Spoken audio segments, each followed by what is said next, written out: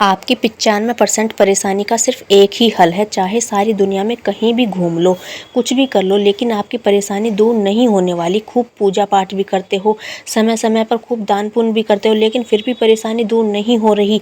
बार बार दिल में विचार आते हैं कि पता नहीं भगवान है भी या नहीं, भगवान को मानने का ही मन नहीं करता। तो देखो, भगवान तो हैं।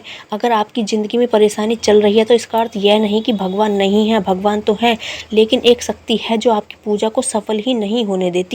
अगर आपको इस एक शक्ति का साथ मिल जाएगा ना, तो फिर किसी के भी आगे हाथ फैलाने की जरूरत नहीं पड़ेगी।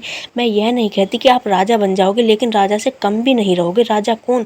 जो अपनी ज़िंदगी को अपने हिसाब से शानो शौकत के साथ जीता हो। अगर आपको इस एक शक्ति की कृपा प्राप्त हो गई तो आप माता रानी महादेव से जो कुछ भी मांगोगे वो आपको मिल जाएगा। ऐसी कौन सी चीज़ है जिसे माता रानी आपको नहीं दे सकती? महादेव आपको क्या नहीं दे सकते? वो लीलाधर श्री कृष्ण आपको क्या नहीं दे सकते? लेकिन आपकी पुकार उन तक पहुँचे तब देंगे ना।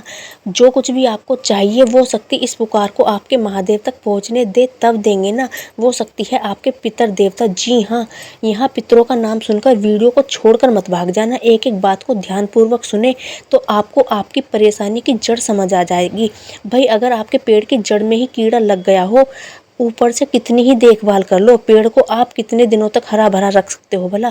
ठीक इसी प्रकार से आप पेड़ हो और आपके पितर देवता आपके पेड़ की जड़ का वो टॉनिक है जो आपके पेड़ को कई पीढ़ी तक हरा भरा रखने में मदद करते हैं। अब कुछ लोग यहाँ कहेंगे कि हमने तो अपने पितरों का कुछ पता ही नहीं है। तो शाबाश, जिनको उनके पितरों के बारे में जानकारी नहीं है, उनके पितर कौन है, तो उनके पितरों को पितर लोक में दूसरों के थूक तक चाटने होते हैं। जिन पितरों को पितर लोक में खुद की इतनी दुर्दशा हो रही है, इतनी बेकदरी हो रही है, वो आपको चैन से कैसे रहने देंगे? जिस चीज़ से आपको खुशी मिलनी होगी आपको वो हासिल ही नहीं होने देंगे। अब कुछ लोग कहेंगे कि हम तो खूब पूजा पाठ करते हैं, ज्योतिष उपाय भी करते हैं। भाई, जिस घर पर पितरों की कृपा नहीं होती, जिनके घर पर पितरों का पहरा नहीं होता, उनके घरों पर नेगेटिव एनर्जी अपना डेरा जमा लेती है। इस बात को अंधविश्वास से बिल्कुल मत जोड़ना।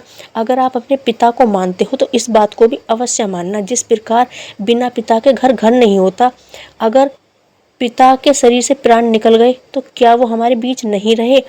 इस बारे में विस्तार पूर्वक दूसरी वीडियो में बात करेंगे। लेकिन अगर आप अपने पेड़ को हरा भरा रखना चाहते हो तो आपको अपनी जड़ों को भी मजबूत रखना होगा, और आपकी जड़ आपके पितर देवता ही हैं।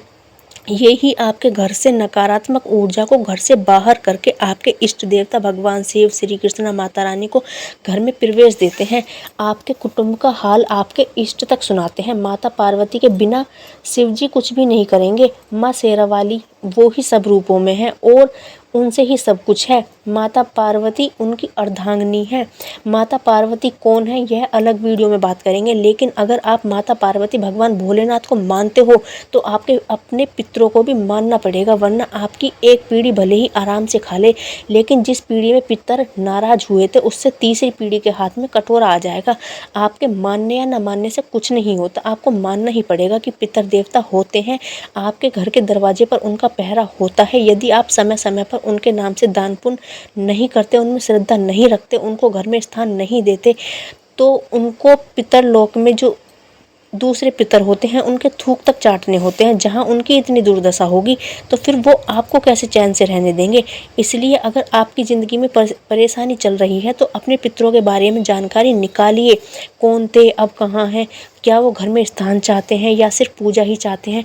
अगर आप उनको प्रसन्न करने की तरफ कदम नहीं बढ़ाएंगे तो अपने दुखों के आप स्वयं जिम्मेदार हो। सनातन धर्म की इसी प्रकार की और जानकारी के लिए जुड़े रहिए सटीक मेरा ज्ञान यूट्यूब चैनल के साथ।